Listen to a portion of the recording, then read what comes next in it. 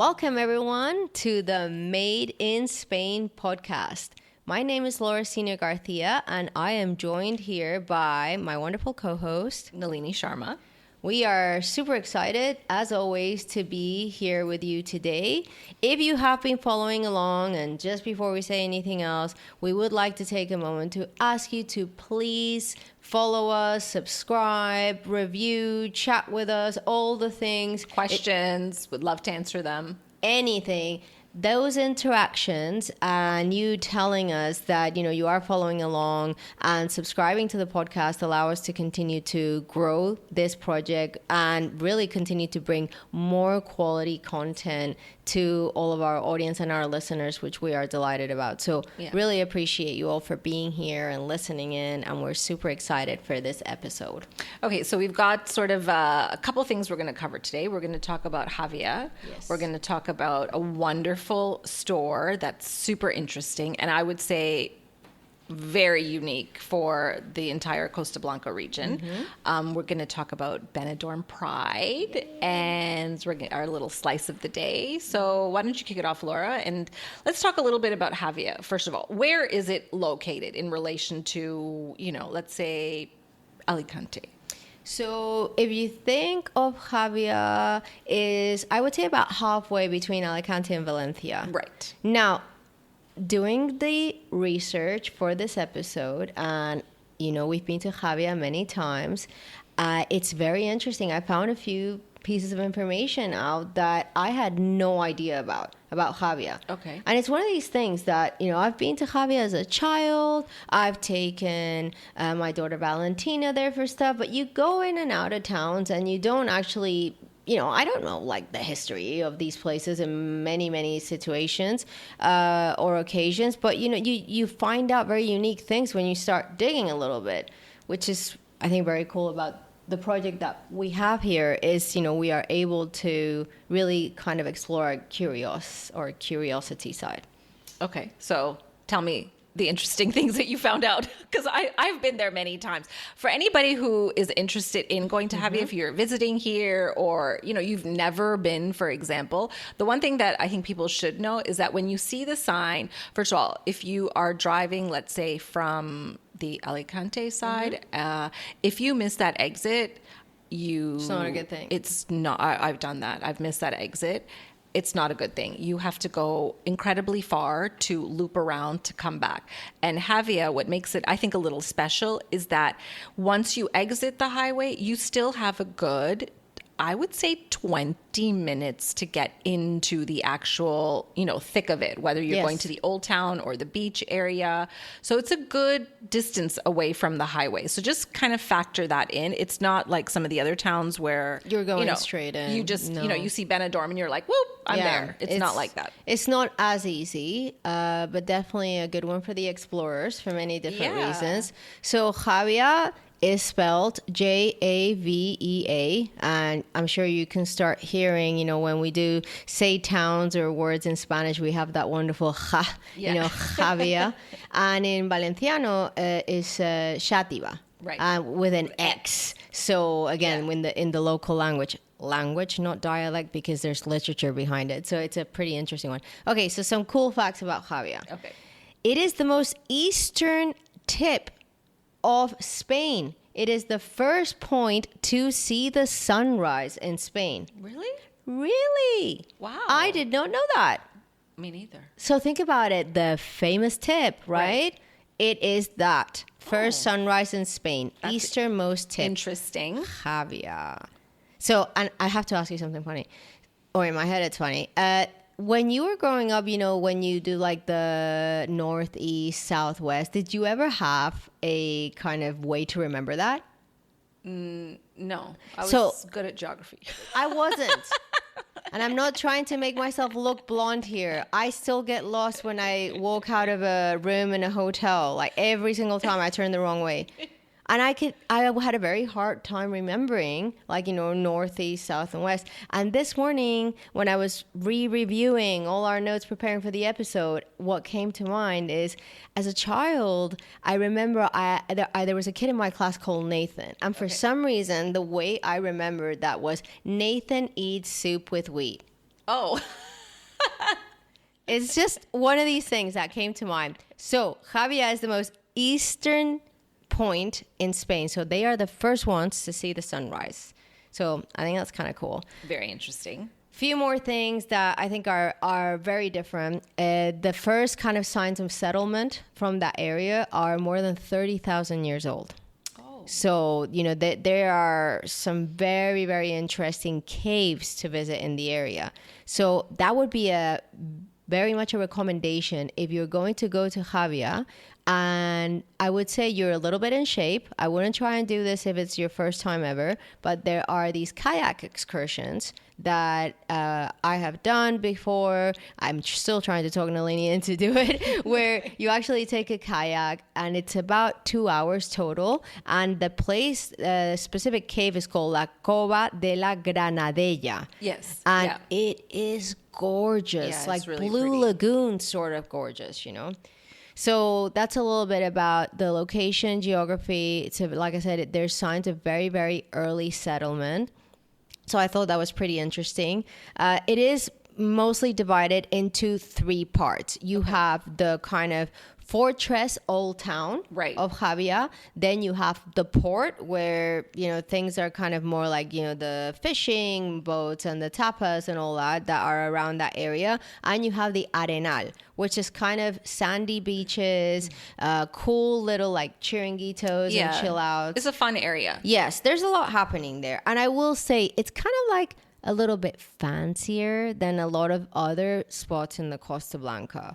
And I feel also that because you need to have an intent to go to Javea. You're not just going to stumble upon it because you really have to drive from the highway to get in there. So I think once you get there, the people that live there are probably a little bit more protective of their town, and you get more of, I would think, a local flavor of people who've lived there. Obviously, you're going to get tourists, etc., but it's not as touristy as some of the other towns. Totally.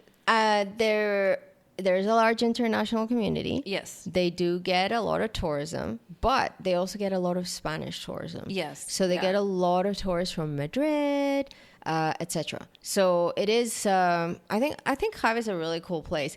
The other cool fact that Montgo, which is the mountain behind it, is also sometimes referred to as the elephant because it looks like a laying elephant. Have you climbed it? No.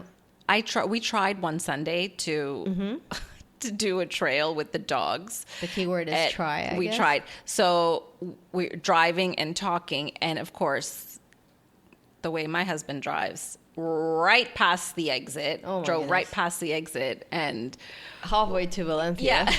And then, because in Toronto, for example, when you pass an exit on the highway, there's another exit where you can just get off, loop around, and get back on to, your travels. Wouldn't that be nice? Yeah, it doesn't work like that here. You pass the exit, you have to go quite far, and then you have to take the sort of the local, the N30, whatever it is. N332. Yeah, you have to take that to get. So by the time we did all of that, that was another maybe 20 kilometers out of our way to loop back. And then we finally made it to where we thought we were going to do the walk. And then I just gave up. I said, listen, just park the car and walk the dogs. It's like, I'll sit here, like, relax. I'm like, I can see it. We can see it in the background. That's good enough. Sleepy elephant. Yeah. I do think it's really funny how most of the mountains in this area, people are very, very strong with their imaginations, I guess. Because, the sleeping lion, the sleeping lion. Half of the time, I'm like, I'm sorry, but I don't see it. But sometimes I do. Like the sleeping lion in Polop, I can see that. Yeah. This, I think, is a little bit more far-fetched. Okay, only a couple more kind of fun facts or interesting facts about Javea. There is a lot of history around pirates and pirate invasions. And just like Altea, they also use the church at times for praying in the morning and as a refuge in the evening sometimes when it was like, the pirate invasions were happening. And then finally, this I thought was very interesting. I had no idea. In the 19th century, apparently Javea was known around Europe for being the place where you would get these really high quality raisins from, and they actually referred to them as black gold because they were really, really good. But this disease called phylloxera or something like that, that kind of affects plants, just basically wiped. And that's it. They never went back to that. So. I think we talked about that during when we did a little bit about Cova. Yeah. The reason that was invented is because part of the grapes were wiped out. Well, and they had to come up with something else. Maybe that was the same time. Yeah. I'm not sure because it was 19th century specifically. Yeah, I think the same. Yeah. So that's a little bit about Javea that I thought was quite interesting. But in terms of what you're going to see for our listeners, what you'd probably see is something kind of similar to Altea. If you check that out and check pictures or videos out on our socials, what you're going to see is kind of whitewashed walls and,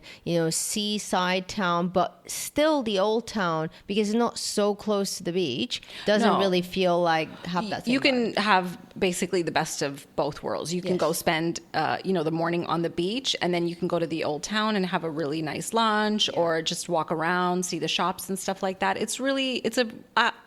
I've always liked going. It's just a bit of a drive from where we are, but it's a really nice way to spend, a Sunday afternoon going to the beach. And they also do, every time that I've been there, they do surfing lessons. Yes, so that's a much better surfing area than where we are. Yeah, we don't have that here. But if you're interested in that is a cool place to kind of give it a go. For sure. So we did Javea. Yes. So tell us about the archives, which we've had some interesting times to get me to say that word correctly because I kept saying archives until at one point Nalini's like, Laura, a chive is like an onion. Like, yeah. I mean, I can't say anything. My Spanish is horrific. So I want her to correct me. All I said was, just so you know, it's not the archives. It's archives. So I am so happy she corrected me. So it's the archives. The archives. This is a really, really cool town. It's son and his mom, Deborah and Manoa. Lovely. They're super nice. I think they've been operating this business now for about 2 years ish. It's on a quaint little street in the old town. So it is not a consignment shop, but they sell vintage clothing. So you have everything from, maybe something that's a little bit middle. I mean, they have a few pieces from Zara and stuff like that that you can buy. A few. But they have, higher end items. Yes, they do. And just very interesting pieces. And they're also, Manoa is he probably knows more about fashion than I don't know, most people. He's just so well versed in it. So you can go into the shop, you can comb through the stuff. They do have an online website as well. So if you do see something on, and their socials are really, really cute. Yeah, but the fact that they have, they've curated some interesting pieces that you will not, it's not fast fashion there. No, and also Deborah, I think she has a background, she has a fashion degree. Yes. Even when she showed up the day that we went to visit, I loved her outfit. It was super different. Super cute. And I would say Manoa is very honest as well. So if you try something on, he will tell you, that looks good, or help you find something else. I did have a dress to wear, but in the rush we purchased a few things while we were there. And I left it back by accident, but I will be returning to the store this week. One of the most unique things that they have, the service that they offer, and they've started it recently, it is a bag spa. And that sounds funny, but it is basically a spa, restoration, tender loving care from a professional. Deborah does the work for your high-end luxury bags. So let's say you buy something, or you have something, or you've inherited, maybe your grandma gives you, an old Fendi purse, and you think, oh, it's, it's vintage. Thank you, Grandma. Right. But, it's a bit worn. They can refurbish it And I mean, they're refurbishing it to a really high level, to the point that Deborah will hand paint. She orders the paints, Exact color. the exact match to, for the logos or anything that's come off. I mean, they can't work a miracle, but they've shown us some stuff, the before and after. And for the price of the bag, let's say a bag, I mean, these bags are in the thousands. Yeah. Maybe you spend a few €100 to refurbish it, but now this bag has another 20 years or 30 years that you can, you can use it. They also, I don't know if it's a specific service that they offer, but Manoa can authenticate a bag. Yes, I think basically he can authenticate a bag. Yes. And at one point I was even looking at what it takes to become an authenticator. I think that probably it comes from them wanting to absolutely ensure that the pieces that they have in the store are real. Yeah. But there are some people who, because, for example, Nalini is like, where did you learn how to do this? Like industry trade secret. Yeah. He's passionate about it. And I think that's how you get really good at this kind of thing. That's how you get, really great at, knowing what is a fake bag versus a real bag, or being able to take care of someone's beloved handbag that, it's been in their family for I don't know how many years. You have to have a passion around it. You like the TLC that they put in, or the 10 to 11 care that they put in, for example, to the bag spa service, I think is very unique. It's very unique. And I mean, she's doing it by hand. Yes. So they will, I took one of my bags, not a Louis Vuitton, a different brand, but it's a little, kind of a little purse that I have. And I sort of stopped wearing it only because it has a little bit of damage on the corners, and they're so detailed. I mean, they will look at, how to fix so I thought it was just cleaning, because the company that I bought the bag from, it's a Tiffany bag. I might as well just say it. It's a Tiffany bag. I went to Tiffany and asked them for a cleaner, a leather clean. They say, oh, this will work. And I've tried cleaning that bag 100 times. It is not, and I like my things very tidy and clean. I know, you should see her closet. So I'm really picky about that. But Deborah says what they do is that they repaint. Mm-hmm. So they will clean it, but then they paint the edges, so if you're wearing it across and your jeans scuff it, or just the edges get dirty, they actually take, and she will paint it by hand, the exact match. So currently my bag is in the spa. It's having a facial. Nalini's bag is having a full body service. But, for the cost of a bag that I would wear, and I love it, it's just, it gets dirty and you want it to look a little bit cleaner. And I've tried to use all kinds of things. It's not working. So I'm really excited to see the outcome of it. Yes. Now, Manoa, we sat outside the shop and it was really interesting. So we're going to be posting quite a few videos on our socials. Yeah, there's a 3-part series coming out on the anatomy of an LV bag. When I say 3-part series, it'll be like 1 minute long. So, if those of you who like that kind of stuff, look for our TikTok, look for our Instagram, which is the Made in Spain podcast. And you're going to see Manoa actually describing some of the things that Nalini's going to share with us now. Okay. Laura has a bag here. Should we take this bag out? Yes, go ahead. Okay. I will just get this. So for those of you who are not watching this on YouTube, who are listening on Spotify or Apple Podcasts or all the wonderful places, this is coming out of a original Louis Vuitton bag, and actually it still has the tag on it. It's from a store. This one particularly is from a store in Belgium called My New Old Bag. This was the first vintage bag that I ever got. And I'm actually excited to see it today because I haven't taken it out of the bag for a long time, because I'm always very I don't know. I love this bag and I want it to, conserve. So it did come when I got it with the, what do you call this bag? The dust bag. The dust bag. Yeah. So it comes with the original dust bag. And it's interesting because, smell it, Nalini. Because that is 30 years old in terms of the actual dust bag, but everything is original. And in this little cute store in Belgium. Can I take this out? Yes, of course. Sorry. They did. You can see I do try and conserve it. They did give me this, which I haven't used yet, but maybe you can help me with one of my bags. It's one of those twirly things. Oh, that's nice. So maybe you can help me put that on one of my bags later. So tell us a little bit about what you're seeing there and what... Sorry. I'm trying to remember all the things that he said. Manoa Now, I will say this. talked about. I just gave Nalini not an easy piece because this is a very, very unique LV model, and it is very old. So you may not see some of the things. What did he, when you purchased the bag, what Yes. did the person who sold it to you tell you about the bag? That he told me that it's actually been in a lady's cupboard for a very long time because you see that it's not scuffed, it's not worn out, which is surprising for how old the bag is. Right. You can just tell a little bit because of the smell. He told me about like the feeling of the leather. You can tell that it's very, very nice quality leather, and it's kept the vibrancy of the red.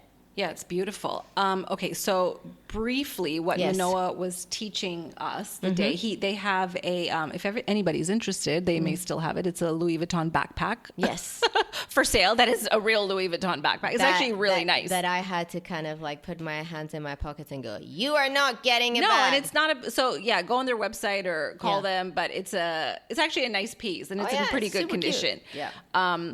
So what he started to show me is that when you're trying to see, let's say, you go into a vintage store, and I mean, sometimes, we don't know. Sometimes the fakes are really, really, really good. Oh my goodness, the knockoffs sometimes are so good that even people who are like really good at telling them cannot apart authenticate. So you, first of all, just, buy from a reputable store that has a reputation, and that they're not selling fakes, if there is such a thing. But anyway, you have at least they try the hardest. How's that? Right. So what he was teaching us is that you have to look at the stitching. So you have to check that the stitching is very tight, and that, let's say on this here, for example, it is double stitched. See, that shows some first clue. And consistency as well, right? Consistent. So first clue that this is an authentic bag. So you've got double stitching on either side. Then this bag does not have a lot of hardware, but you would have to check that the hardware is, like all the it's joined together. Like it's not in like 4 or 5 little pieces, and where it's cheap. You can feel that it's cheap. So you have that. The stitching, like here, for example, goes all the way around. And one of the things that I found super interesting is that, so you have here the Louis Vuitton. You have to look at the actual stamp. Yes. And he really broke it down. So the registered, the trademark, the R that's in a circle, that has to be a capital. The L of Louis Vuitton, the L, like the bottom part of the L, is a little bit short. The O, it is in a particular shape. It's not going to look like a 0. So the O has to look... So I have seen fakes that is the one thing you'll see is like when you look at the word, like Louis, you think it doesn't look quite right. Something is signaling it. Yeah. And then you have the Paris is capitalized. And then when you have made in France, made in is in lowercase. So, and then in the Louis Vuitton, the T's almost touch, but not quite. So your bag's real. Yay! According to me. According to Nalini and a 3-minute course on authentication. But I will say this. When I first kind of grabbed a hold of this, it felt real. That's the one thing. And others, I think something else, which I don't think this bag has because of how old it is. And he did say that. So there is a little tag on the inside. Now, if you buy a bag in today's world, apparently it has like a chip in it. So QR code. Yeah, they can automatically take it to the store and they can authenticate it on the spot. However, vintage bags, after, or I guess if you go back, this bag is 30 years old? So on the inside, they would have a little tag, made in leather, and it's stamped. So on the bag that he showed us had the country code Yep. for Paris, which is there. It's not like a telephone code. It's the country code for the company that they would be able to say this was made in France. So the bag that he showed us had the country code, which stood for was for France, and then the numbers they separate them. So if it was made in I don't know the exact number, but you'll see it on our TikTok when we finally post it. But they separate the year and the month. So let's say the bag he showed us was February 1999. So instead of 0299, it might be 9209. But however, the combination of the numbers that tells you it was produced in February 99 and it was made in France based on that country code, which is SS something. But I was like so blown away looking at it, because I think if I went into a vintage store, I probably would not check the stitching. I would not look at those, that consistency. I might look at the hardware as something that, does this feel real? And then I would look to see, does it say where it's made? Is there a stamp on it? And that I would leave it at that. But now that you kind of have that, it's just a little bit of knowledge. It doesn't mean it's not going to be a fake necessarily, but the fact that in this little store, in this little street, in this old town, they have this wealth of knowledge. And I think that's it's just like, that's a fun part of doing this project, is that we learn so much and there's so much around us. But because I would say people here aren't so commercially driven. Right. Sometimes their story, is a little bit under the radar, and you kind of have to. Their story does not get told. No, and you have to, discover it. Yeah. So they're a super, nice duo. Mom and son. He is very well versed in fashion, and I'm really excited to see the way my bag looks. Yeah, the way your bag looks, and I'm hoping, again, shout out for Manoa and Deborah, that their business continues to grow, and I do like this idea of sustainability from the standpoint of think of all the pieces.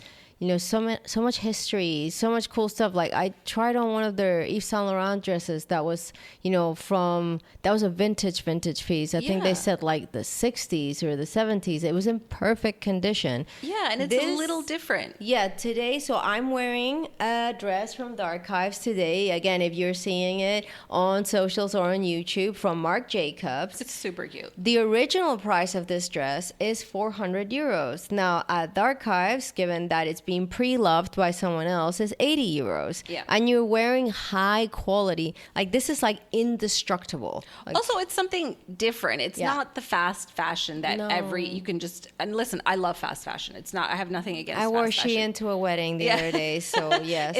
It's just that sometimes it's nice to have that one little piece, or also know if you do have some pieces in your, collection that are in good condition, they would probably be very interested in adding to the stuff that they have. Yeah, so not just as a shopper, but also something that, I'm a big believer in. If you stop wearing something, you haven't worn it for a few years, give it a second life, give it to someone else, sell it, make some money from it, whatever it is, but don't just let it sit in your closet. So that's a little bit about Javea and the archives. Yes. And we really do hope you'll like the series on socials.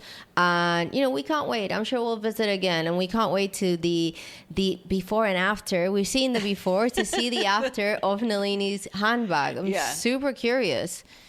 I feel like I want a bag spa, but for myself. Yeah.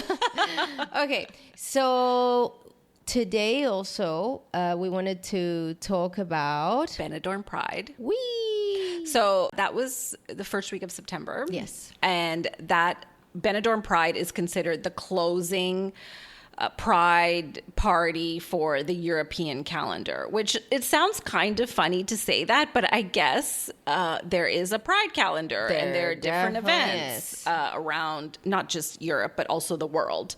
But the one that takes place in Benidorm, first week of September, that's kind of the closing summer party, let's say. So I have not been to it before. It's a week long series of festivities, parties, events. I think that when we went to the La Tomatina, I heard some guys saying that, like cheersing and saying, this is kickoff to our Pride celebration. So I think they were doing it before going to Pride the following week. Yes. Yeah, because that was the last Wednesday in August. Yes. And what did you think of it? So first of all, I want to say something that I think is important to mention. Nalini and I are not a couple. We've said many times, our husbands, we're married, this and that. Sometimes I think that, like when you're doing this kind of work, and sometimes it's really funny when we're working with different photographers and they're like, look at each other. I'm like, no, it looks like we're doing a romantic shot or something. We're not a couple, okay? So, of course, we go and kind of explore Pride in Benidorm, and we show up for some reason, both of us dressed like we come from a rodeo. I was like wearing a cowboy hat, Nalini's wearing cowboy boots, and I could tell all these people are coming up to us like, oh, you're such a cute couple. I'm like, no, we're not. But we're there for the podcast. That's absolutely fine. But so a few things. What did I think about it? I think that I'm not talking about Pride in general. I'm just talking about Pride in Benidorm. Yes. Which is a very specific. It is, yeah. Well, first, Benidorm is specific. Benidorm is very specific. So you go Pride in Benidorm. I have sometimes heard it referred to.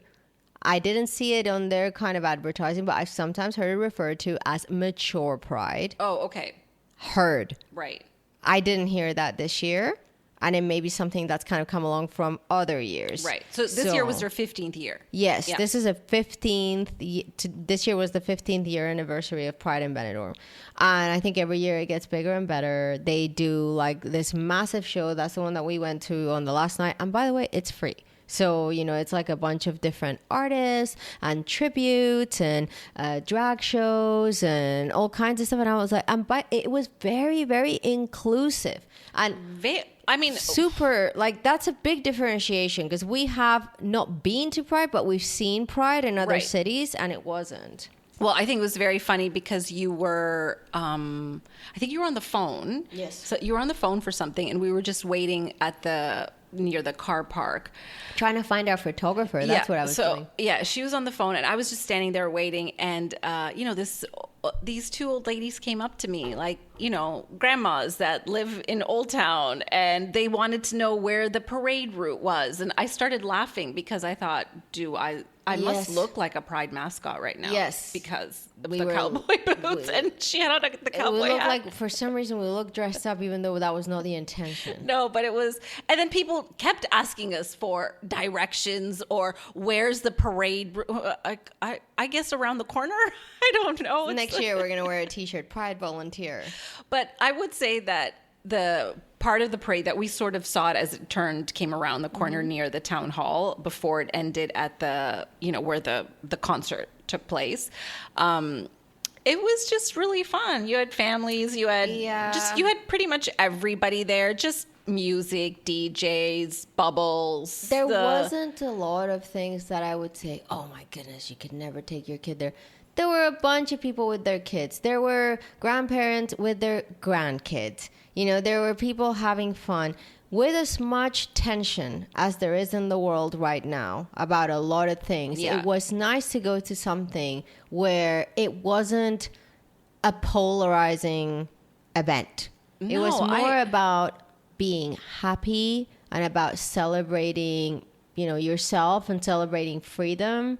And it wasn't to me, it wasn't a political statement. It was truly, in my head, something that I would take anyone to. Like, it's not something, I mean, honestly, the reality is you can see a lot worse in Benidorm on any given Saturday night. Outside of Pride. 100%. Outside of Pride, just walking down things you would not be proud street. Of. Yeah. Things that you cannot unsee. Exactly. So I do think that, it's something that if you are, someone that wants to be a part of Pride, the Benidorm one is a really good one to go and see. Yeah. I will say this is an odd thing, but I discussed this with a few people after the show.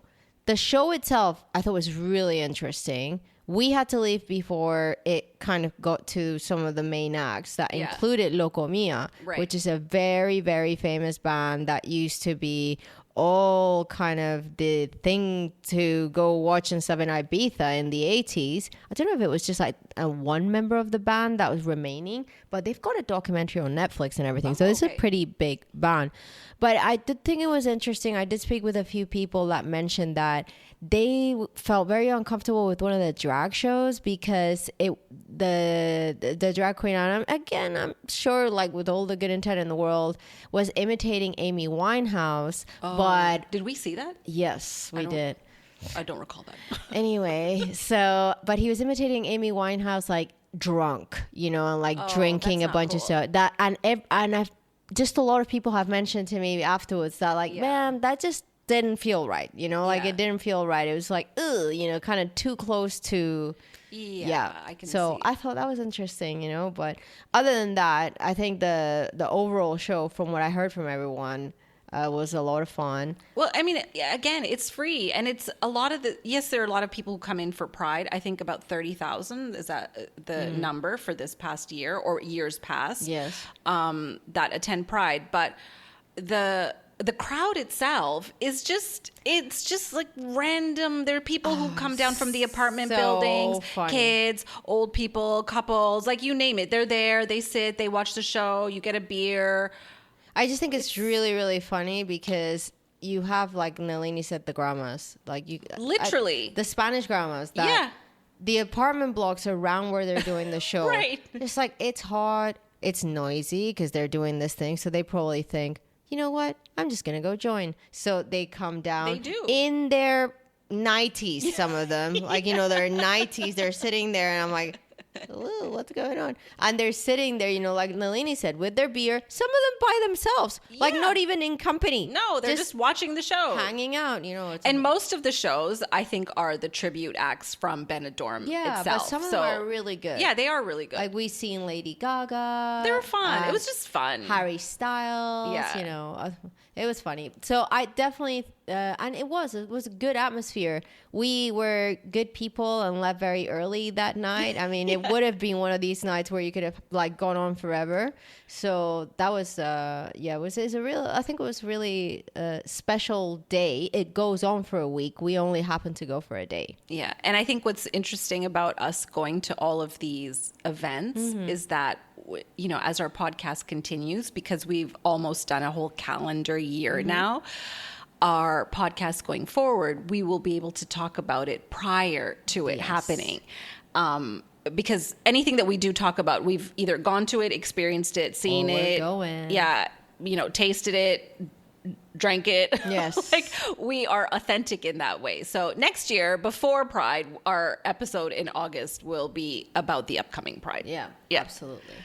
Alrighty, so we've talked a little bit about Javea, we've talked about the archives, and we have talked a little bit about Pride in Benidorm, and we do want to give a shout out to a very special restaurant in Altea called Crown of India. Yes. We have, I think mentioned in the podcast before, but we had a lovely evening, and the summer, it's not as hot, we got to sit up in the terrace next to the church and have some gorgeous curry. So if you are a fan of Indian food, so not the paella, not the other stuff, and you are in Altea or in this kind of area in the Costa Blanca, and also you want somewhere to go that's really pretty, very pretty. recommended. Yeah, and I do recommend it after the sun is, or at least the sun is setting. So it's a little, and you must make a reservation because the terrace is always booked. It's always booked. Great place for a date. Very nice place for a date. Yes. Like, I guess that we were on. Romantic date. Romantic date, Laura and myself and my son, who's our constant sidekick. Who's like, okay, can I eat now? Can we order like more curry?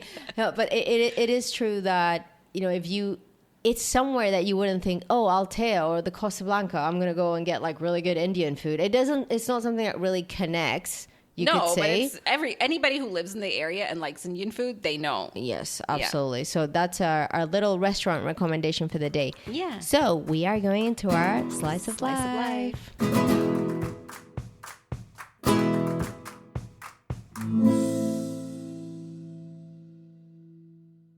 Slice of life. Slice of life. Okay, what are we? First, should we just acknowledge the la boo-boos? Wait.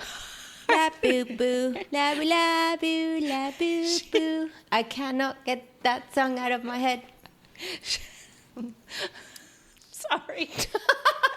Okay, so this is disturbing. Okay, I have to admit, I am a 40-year-old woman that, you know, has like an obsession with these little things that I shouldn't have. I know it's stupid. I know it's a fad. I know it's something more appropriate for a 10-year-old, but I cannot stop thinking about getting more Labubu's. And literally my husband's like, what is going on with you? I was like, I don't know, but they're so cute. And can you just say where you found these? Okay, so I am still trying to determine if these are real Labubus or if they're Lafufus or what it is. I think they are real. I think they're real too. We've checked because this is like the Louis Vuitton handbag in a way where, you know, I went online and I looked at, you know, on YouTube how to tell if they're real or not. Right. And there's like a QR code. It takes you to this website. But in my paranoid mind, I'm thinking, well, maybe they can make a fake website for the QR code. Oh. Who knows? I mean, I've seen the fake. I've seen really bad fakes, but this is very funny because I got these Labubus at a gas station in Red Deer in Canada. But did you ask why they were selling Labubus at a gas station? The gentleman was getting very overwhelmed because he worked at the gas station and I kept saying, but are they real? And he's like, lady, we can't sell things that are not real. I'm like, but I'm taking all of them. There's like 6 there. And he's just looking at me like, Don't you think it's funny that there were 6 still in the gas station? Well, the thing is that I went back the following day and got another 5. So I got 4 the first day. Right. And then I got 5 the following day because then, you know, I wanted to give one to my sister-in-law. Oh, okay. Etc. So I got a few for like other people. Okay. My daughter, you know, my mom. She got me one. Yes. But basically they were way more normal priced than online. Right. But I'm like, okay, are these like real? I think they are. I think they're real. But they are so cute. Yeah. And it is super strange how it is a massive fad. But it really is. But there's like some of these things are going for thousands of dollars in the resale market. Well, this one is a Coca-Cola. It's cute. Which one's that? This one. I don't know the name of it. Does it say? Can someone kind of please put me out of my misery? What is the name of this one? It doesn't say on that one. I don't think so. This name is Cocolette. Cocolette. The monsters. The one you got me is lychee. Yes. Yeah. Lychee. So anyway, Labubus. It is pretty interesting and it is crazy. If you go on TikTok, it's like a whole rabbit hole that you don't want to go down, including the fact that there is now a Labubu theme park. Oh, wow. And they play the Labubu song all day long. It is crazy. It's kind of like the new version of Teletubbies. Or Furbies, sort of thing. But it's very smart. If you think about it from a business model standpoint, they create this scarcity and they're basically saying, oh, there's secret ones and there's some that you can only get. There's like 1 in 72 chances that you get this one because you're pulling them out of a bag and you don't know which one you're going to get. True. So the kids and apparently adults like myself are going crazy for it. It's kind of like gambling. It is. Yeah, like roulette. I don't know what that says about me, but yes. But the gas station in Red Deer, go. Yeah. Continue selling Labubus, please. Okay, we are, for our slice of life today, we always do a little snack or food and a drink. So today we have ensaladilla rusa. Mm-hmm. Which in English is? Russian salad. And I kind of did a deep dive on this yesterday because I think it's a little strange, at least as a foreigner here, living here, that why is this salad popular? I mean, it seems almost... Every bar has this. And it seems to me, in my just looking at it, not very Spanish. I don't think it's very Spanish at all. However, so it originated in Russia. in the mid 1800s. They believe, like with most recipes, it takes kind of a form of its own and a little bit of myth, but created by possibly a chef from France or Belgium working in a restaurant in Moscow. And the original recipe had slightly more expensive, luxurious ingredients. So they would put grouse in it, or caviar, or just things that you would not commonly find. You fast forward now, you have the Russian Revolution. People are leaving. And of course, when people leave, chefs leave, ideas leave, recipes leave, it starts to travel westward. This, and it was not called Russian salad then. It was, I think, named after the chef who came up. Fries, came up with it. Okay, so you have that. Starts to move further and further west. And during the Spanish Civil War, this salad, takes on its own kind of life. So you don't have, obviously, access to caviar. You have a country in a civil war. You don't have access to a lot of good produce or high-end produce. The salad itself is very simple.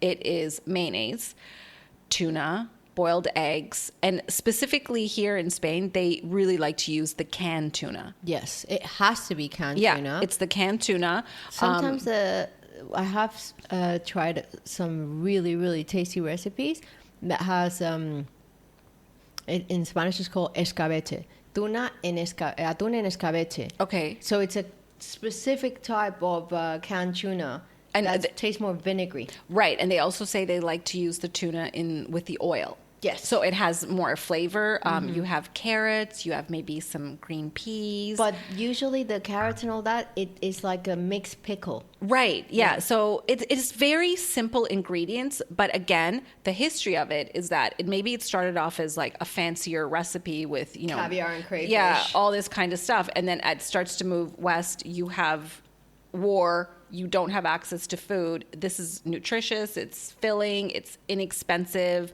And it just takes on its own life. Yep. Almost, I would say, every bar that you go into has their Russian version salad. of it. Yeah, 100%. Every bar. You can go from the highest to the lowest, and Yes. it's there. Do you know where mayonnaise comes from? Like the origin of mayonnaise?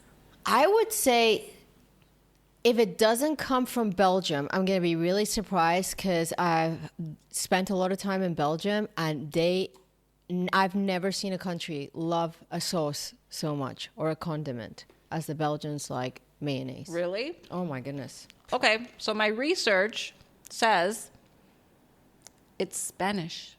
No. What? From the port of Mahon. Mahon Oh my goodness. in Minorca, What? sister island to Mallorca. Okay, so I meant that comment about Belgium. Like, really? 10 minutes of ads, 3 of them are mayonnaise adverts. Like, I've never seen anything like it. I would have sworn it was like, maybe it's a Belgian thing. I'm sorry, I'm eating. Can you just say what you would normally eat The salad with? ensaladilla with. So the ensaladilla, you normally eat with these like crostini breads that, they're like hard as rock breadsticks. They are really usually, and you kind of stick them in it, and that's how people usually pick it up. So, the mayonnaise. Mayonesa. What I think is super interesting as, when I first moved here is that you see the salad pretty much in every bar all over the place. But I had no idea. I really didn't understand the popularity of mayonnaise here. And this whole idea, the story goes, is that the British had occupied the island of Minorca in the mid-1700s. There was a battle. The French won the island, occupied it. So as in a celebration, the whoever's in charge, wants a celebratory meal, and the chef wants to make this creamy white sauce to go with the meal. They don't have ingredients, so they Like a béarnaise almost? supposedly like a creamy white sauce, Okay. that you would typically find maybe in French cuisine. The French say is that they invented it there, but what do you call people from Minorca? Menorquins. Menorquins. I don't know.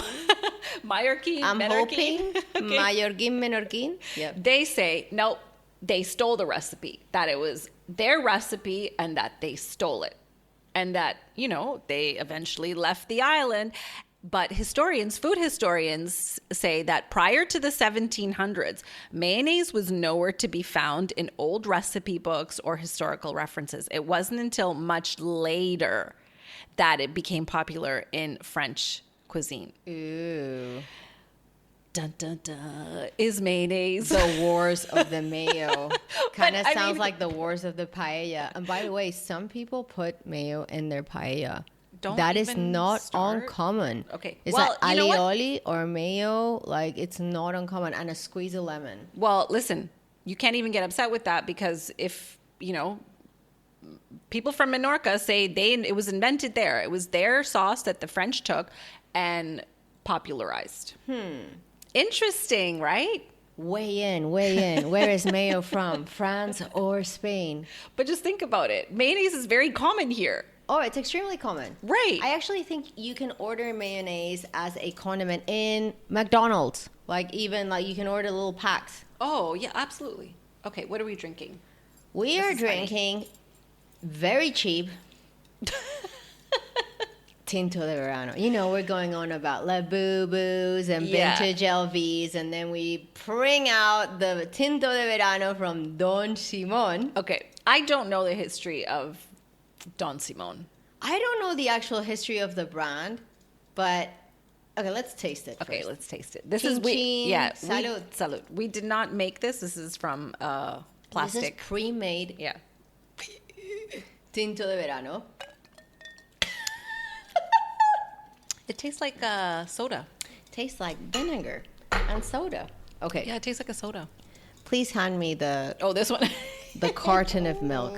Okay, so Nalini, Right. this is the Don Simon, and again, we are not sponsored by Don Simon. Probably never will be after this episode. But Don Simon is basically a very affordable. Yes. It's a nice way to say it, right? Okay, Affordable. how much is that? I've never purchased this.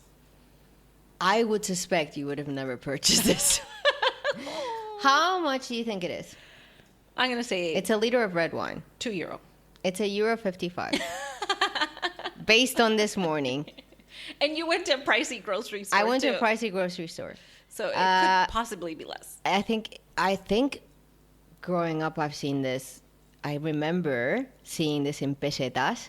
So Right. way back when, before the euro. But this is basically very cheap red wine. I'm not saying it's bad. I am not going to ever recommend anyone to have the. To me, you know what Don Simon is good for? If you're going to mix it with other stuff. Right. It's a young kind of. Geez, Louise. 1890. 5 generations have gone into this milk carton of wine. So, But it's funny because there's a song. There's actually a song dedicated to oh, this. and it's so funny because these guys are actually from the islands. I think they're either from Menorca or from Mallorca. Okay. Yes. And I can't say the name of the group because it includes a very, very foul word in the name. But the actual song is called Don Simon. Right. And it's basically a kind of ode to the fact that, if you don't have money and you want to kind of get happy, you Yeah. can actually, drink Don Simon because it's so cheap. It's like Well, a euro it's- something. When I tell people sometimes wine is less expensive than Water. it is actually true. But this is interesting and probably You're absolutely right. €1.55 for a liter. If you buy a liter of Fiji water or Evian, it's way more expensive than that. this says it's 125 years of history, Laura. It's 125 years of history that I'm not sure have resulted in a high quality wine. But Look, according to this side of the carton, it says it is the best-selling Spanish wine in the world. booyah. Unbelievable, but believable. Right. And we did see a lot of people with these cartons at La Tomatina. Yes, we did. Also, it's very convenient. If you drop it, it's not going to break. No, true. But I did tell Nalini, okay, my suggestion is we don't sit here and like sip, Don Simon out of a nice glass of... So at least we're doing the prepared combo that they sell, which is the Tinto de Verano. It's not bad. It just tastes It's like not bad. soda. Yeah, it's like soda and, red And also vinegar. it's kind of the end of the summer here. So it's a nice ode to our summer season and moving on. Okay, So, cheers. chin chin. Cheers. We are now doing the sentence of the day. Okay. So, today, the sentence of the day is: Más vale ponerse una vez colorado que ciento amarillo. Okay, say it again. Más vale ponerse una vez colorado que ciento amarillo. Okay, one time color of yellow. It's better to get blushed one time instead of 200? 100 100 times yellow. Okay, so what does that mean? Do you want to take a shot or you want me to? You take it. Okay, so I know what it means. I know supposedly. That's really difficult. It's better to get blush one time than to go yellow 100 times.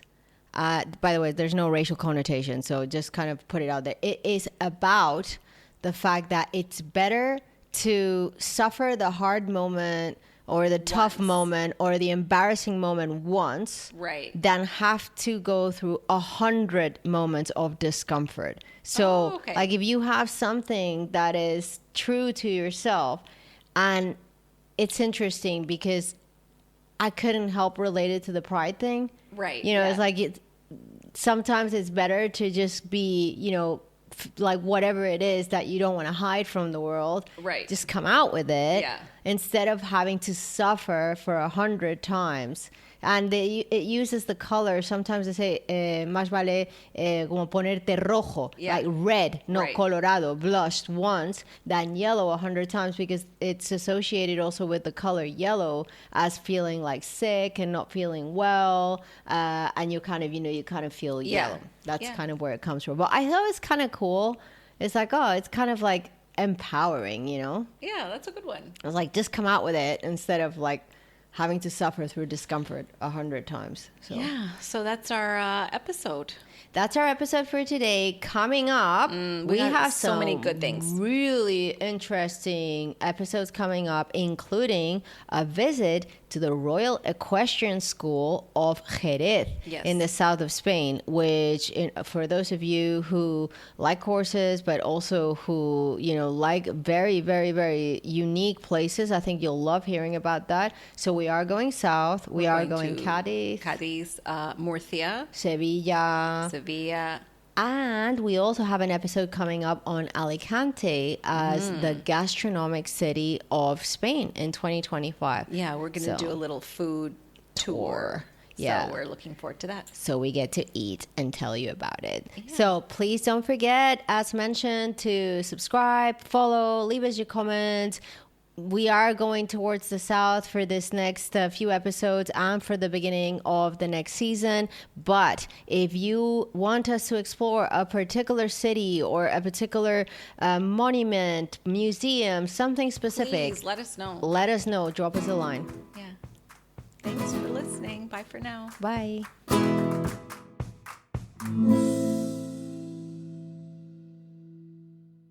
The Made in Spain podcast is an Everything's Rosy production, with executive producers and host Nalini Sharma and Laura Senior, with special thanks to production assistant Ayrton Nath.